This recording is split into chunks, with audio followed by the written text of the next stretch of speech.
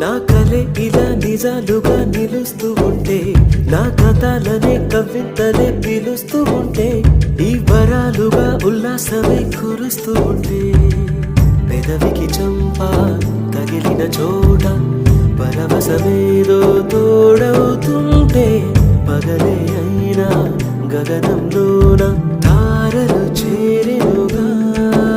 నిజంగా నేనేనా ఇలా నీ జలలో ఉన్నా? ఇదంతా ప్రేమేనా? ఎన్నో వింతలు చూస్తున్నా, ఎదలో ఎవరో